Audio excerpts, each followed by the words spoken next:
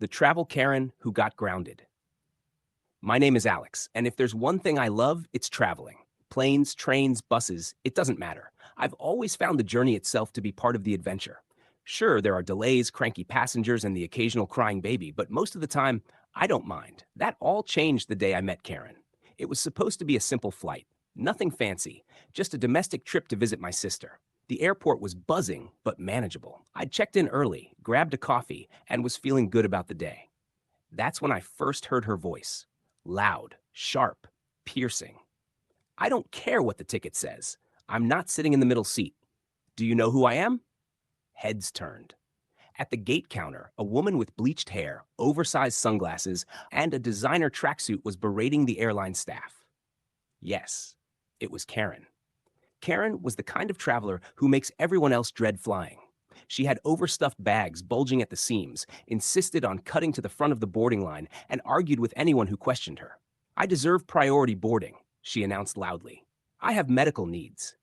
The gate agent, clearly exhausted, asked politely, "Do you have documentation for pre-boarding?" Karen huffed. "Are you calling me a liar? This is discrimination. I'll have your job." Eventually, they let her board early just to avoid the scene. People groaned, rolled their eyes, and whispered. We all knew this flight was going to be fun. When I boarded later, I found my seat, an aisle near the middle. To my horror, Karen was 2 rows ahead. She had already stuffed 3 bags into the overhead compartments, taking up space meant for others. A young couple tried to fit their carry-on next to hers, and she snapped, "Excuse me, that's my space. I need room for my things." The flight attendant had to step in, but Karen refused to move her bags. After a standoff, the couple had to check theirs instead. As passengers settled, Karen kept shouting demands. "I need water, now, and make sure it's bottled, not from the tap." She complained about the air conditioning, about the seatbelt, about the person next to her being too close. By the time we took off, the entire cabin was on edge.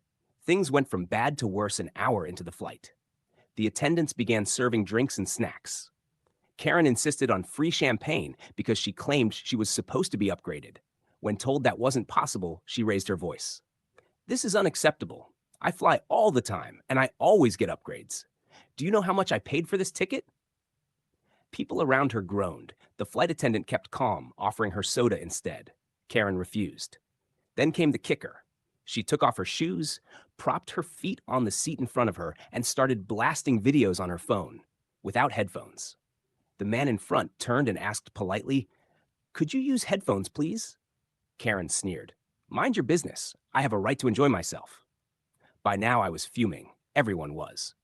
But I also knew something about air travel. Patience and rules are everything. People like Karen always push too far. I just had to wait.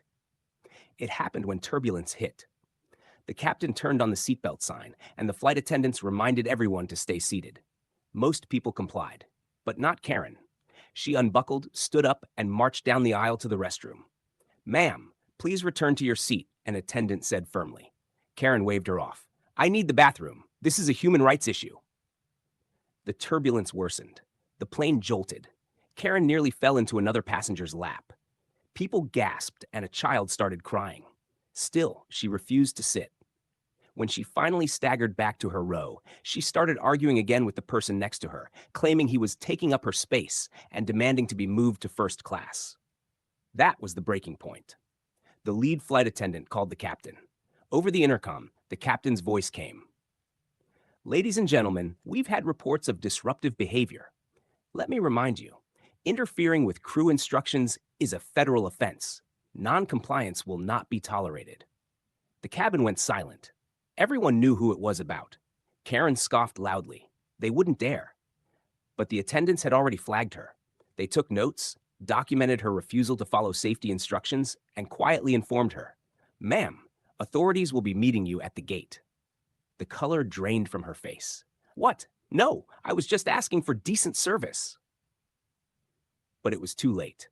For the rest of the flight, Karen sat fuming, muttering under her breath, but noticeably quieter. She must have realized the seriousness. When we landed, the announcement came, "Please remain seated as we taxi to the gate." Karen, of course, jumped up to grab her bags early. The attendant stopped her. "Ma'am, you need to sit," she argued. Again, and that's when two uniformed officers boarded the plane. The entire cabin held its breath. Karen redacted, one officer said. Please come with us. Karen's jaw dropped. This is harassment. I didn't do anything. The officer remained calm.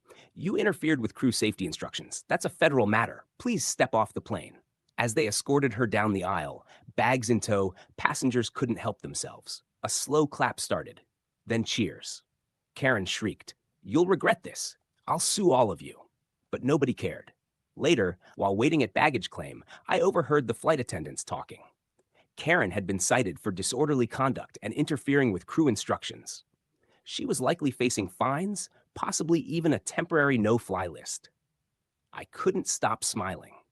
The woman who had made the entire flight miserable, who thought rules didn't apply to her, who had screamed and stomped her way through the day, was finally facing consequences. As I grabbed my bag and headed out, I thought about how satisfying it was to see karma in real time. Karen had boarded that plane thinking she was untouchable. She left in handcuffs. And the rest of us? We flew away lighter than ever. Like and subscribe. Share if this happened to you or someone you know.